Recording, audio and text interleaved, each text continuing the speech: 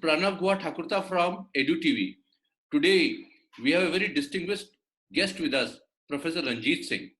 He's the Vice Chancellor, Shobit University. He's got a vast experience in education. And with us is Miss Uttara from Arvachan International School. Uttara, the topic today is transition from schools to universities in these pandemic times. Over to you, Uttara. Yes, sir. So I have a few questions prepared for you. I hope that's all right. Please. Yes, sir. So in the most recent times, there has been a notion that the assessment for the university and college admission shouldn't just be based on merit, but also on the student's portfolio and resume. So what is your take on that? Yeah, this is a very special kind of time, as in the beginning you told that pandemic. The situation of pandemic has created many, new avenues and many problems also. So as far as the admission criteria is concerned, you are very correct that we should make admission criteria keeping in view this pandemic situation and the students, especially the psychology of student right now, because for last 1.5 years they are not going to schools, sitting at home, engaged in online classes, online conversations and all that. So the policy of admission, it varies from university to university. It should be flexible and it should be student friendly. That's what I feel. There are many institutes, you see, many types of institute in higher education. We are in private setup, private universities are there. We have, if I talk of the possibility for the school students, after school, they will go for undergraduate courses. So other institutes like in government sector, government universities, whether state universities or central universities, then IITs and IITs, Institute of Excellence. So every institute, either as a group or in individual, they have their own admission policies. And what I feel and what I know that they have adopted a kind of flexibility in admission. And there are many things which are to be decided by either by the central government or the state government. As far as the private universities are concerned, whether as individual university or as a group, I think we give all the flexibility to the student as far as the admission is concerned. So we have all that flexibility.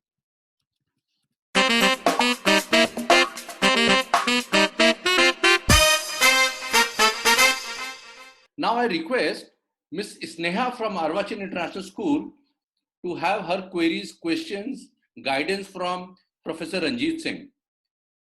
Thank you, sir. Thank you, Professor, for having us today.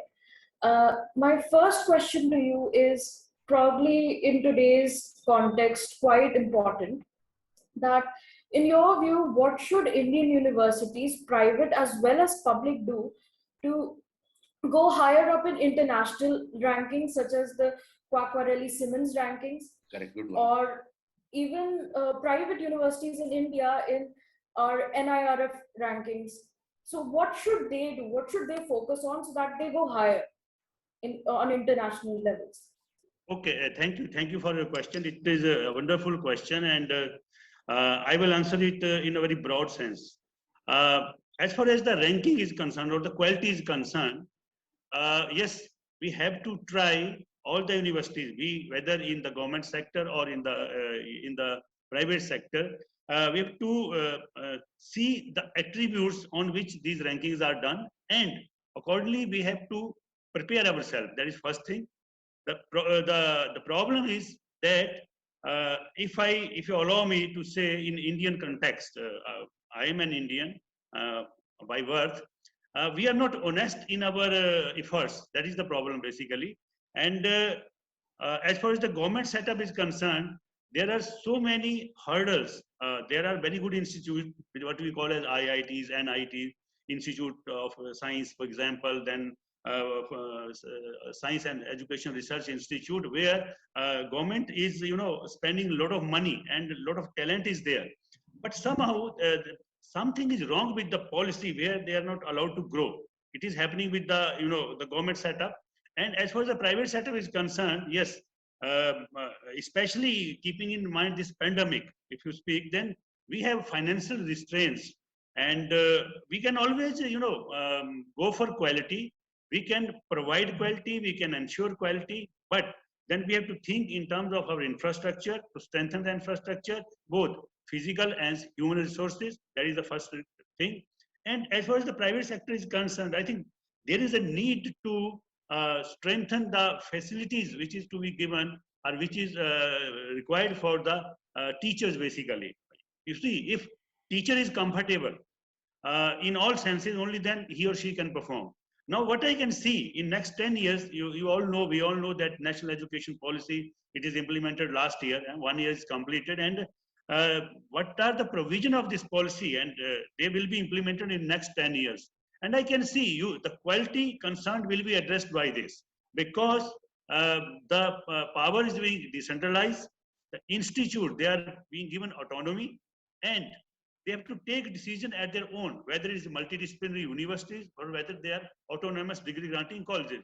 So lot of flexibility and autonomy is being given, financial autonomy as well as administrative autonomy. So you can, what I feel, there will be visible change in the next 4 or 5 years as far as the quality is concerned. And otherwise also, if you see the good institute in our country, they got improved ranking this year. So slowly ranking is improved. But what I feel is that whatever we do, whatever policy we make, whatever step we take, we have to take keeping in mind our own students.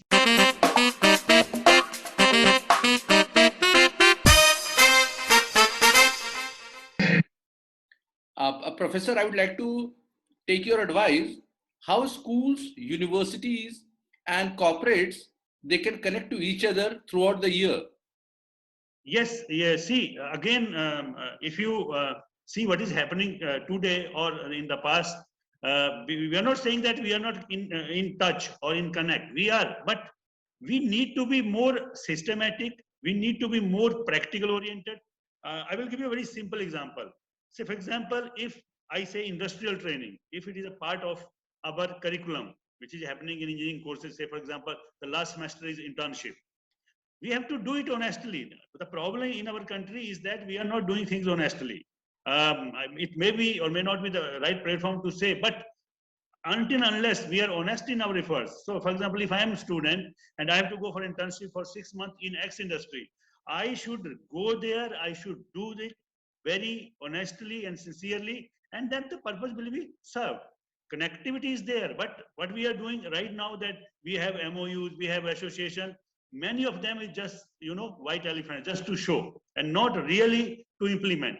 You simply need implementation with total honesty. That's what I emphasize, that's what I realize. And here in university, we always try for that.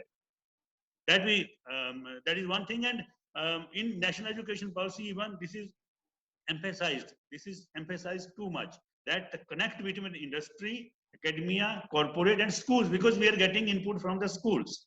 And if there is a gap between these all 4 entities, obviously we cannot get that success for our students. So that connect need to be done more strongly and more honestly.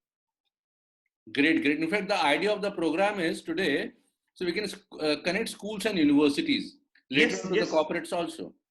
That will be great. You see, I mean, what are in national education policy, when we are talking about multiple entry, multiple exits, and choice-based credit system in real sense, that is something that will be wonderful. If I am a student of arts and I want to study physics, I can do that. But yes, it will take some time. This policy will change everything. We have to wait for 5 to 10 years and everything will be changed. Great. Yeah. Uttara, the last question from your side. Yes, sir. So how would you, as Vice Chancellor, take accountability for ensuring the university is renowned for caring about the increasingly time poor students within the context of significant increases in the student mental illness, especially during this time? Okay, see, as far as our university is concerned, I will talk of this, that we are already taking, many steps. Very first thing, I always start with basics. I mean, when we say the class should take place in the right time, in the right manner. That is the first thing. Secondly, it's not only the class, but something beyond class that we will cover. It is not only that we go to classroom and speak whatever we know and then come back. So we basically, what we do here is we try to go for overall and holistic development of the student, that is physical, mental, as well as spiritual health. You see, our university has a Center for Spirituality and Research Studies. And there we go for such counselings where even spiritually counseling is required. We are available for that. Physically, we are providing all the sport facilities. And as far as the training is concerned, we try to provide the best training in the available resources, and we are continuously strengthening our resources. I am not saying we are the perfect, but there is always a scope for improvement. So, keeping in view the changed scenario, we always, for example, when this pandemic was there, we just shifted to online classes. Even our teachers were not trained for that. But over the time, we become trained in that, and now it will be a part of our, curriculum. 10 to 20% or 40% online classes, 60% offline classes, and overall development of the student. We will be more open to the student so that student is ready to discuss each and everything with us. He or she is mentally stable and ready to take up the training that we will be giving.